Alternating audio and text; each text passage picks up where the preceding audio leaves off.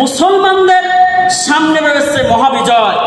মুসলমানরা যদি আজকের এই কোরআনের হুকুমত প্রতিষ্ঠা করার জন্য, ইসলামী আন্দোলন করার জন্য যদি ঐক্যবদ্ধ হতো, যদি সংগ্রাম করত, যদি আল্লাহর জমিনে আল্লাহর দ্বীন কায়েম করার জন্য কোরআনকে নিয়ে শপথ গ্রহণ করত যে এই কোরআন যাবে পার্লামেন্টে, কোরআন যাবে কোথায়? পার্লামেন্টে। তাহলে এই দীপ্ত শপথ নিয়ে যদি মুসলমানেরা কাজ করত, আপনারা বলেন তাহলে কোরআন কি মসজিদ মাদ্রাসায় থাকতো না পার্লামেন্টে যেত? কথা জোরে বললেন না কেন? কোথায় যেত? পার্লামেন্টে যেত। কিন্তু আমরা হয়ে গেছি মুনাফিক মার্কা মুসলিম। কি মার্কা মুসলিম? মুনাফিক মার্কা মুসলিম। আজকের আলেমদের মধ্যে রয়েছে মুনাফিকের সেরা সেরা মুনাফিক, আজকের মুসলমানদের মধ্যে রয়েছে সেরা সেরা মুনাফিক। এই মুনাফিকে বর্তমানে দেশ ছাড়িয়ে গেছে। তাই আমাদেরকে বেরিয়ে আসতে হবে মুনাফিকের খাতার বন্দির শিকল থেকে বেরিয়ে একমাত্র আল্লাহর জমিনে আল্লাহর দ্বীন প্রতিষ্ঠা করার জন্য আমাদের কোরআনের আন্দোলন করতে হবে। কিসের আন্দোলন? কোরআনের আন্দোলন। কোরআনের বিপ্লব ঘটানোর জন্য আমাদের কাজ করতে হবে। আজকের মুসলমান বিশ্বে, মুসলিম বিশ্বে মুসলমানের মার খাওয়ার মধ্যে অন্যতম কারণ হচ্ছে যে মুসলমানরা হয়ে গেছে দুনিয়া লোভী। কি লোভী? দুনিয়া লোভী, ক্ষমতা লোভী। যার কারণে মুসলমানরা আজ এক মুসলমান মার খাইলে আর এক মুসলমান সামনে এগোতে চায় না।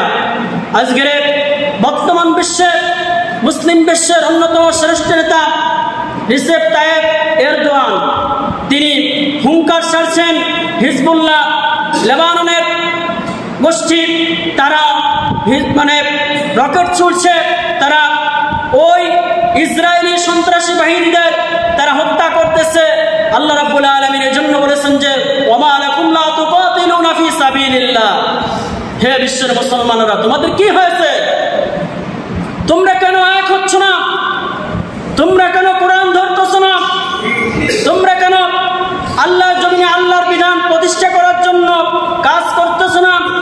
তোমরা কেন এক দেশ মার খাচ্ছে আর এক দেশ তোমরা কেন ঝাঁপিয়ে পড়তেছ না? এটা হচ্ছে ইমানি দায়িত্ব। কি দায়িত্ব বলুন তো? ইমানি দায়িত্ব। আপনার এক মুসলমান ভাই মার খাবে আর আপনি বসে বসে দেখবেন, এটা কি ইমানের দায়িত্ব বলে? এজন্য আমাদের সমস্ত মুসলিম বিশ্বের নেতাগুলো আজকে যদি এক হতো, ওমা লাকুম লা তুকাতিলুনা ফি সাবিলিল্লাহ, হে বিশ্বের নেতারা, হে বিশ্বের মাতব্বরেরা, মোড়লেরা, তোমাদের কি হয়েছে? ফি সাবিলিল্লাহ, কেন তোমরা আল্লাহর জমিনে আল্লাহর দ্বীন প্রতিষ্ঠা করার জন্য কেন সংগ্রাম করতেছো না? কেন জিহাদ করতেছো না? ওই সমস্ত নরনারী, অসহায় শিশু মানুষ যারা অনাহারে দিন কাটাচ্ছে, খাদ্য নাই, খাবার নাই, পানি নাই, কত কষ্ট করছে, তোমাদের কি এই যে আরব বিশ্বের যে সমস্ত দেশগুলো রয়েছে তারা যদি বলতো যে আজ থেকে তেল দেওয়া বন্ধ করে দিব, তাহলে ওই ইসরায়েল কি আর এইরকম ক্ষমতা দেখাতে পারতো? যদি বলুন, পারতো? পারতো না।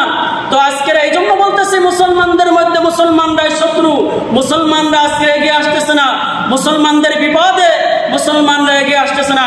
কাল কিয়ামতের ময়দানে এই সমস্ত মুনাফিক মার্কা যে সমস্ত দেশ রয়েছে তারা আল্লাহর দরবারে কি জবাব দিবে আমার জানা নাই।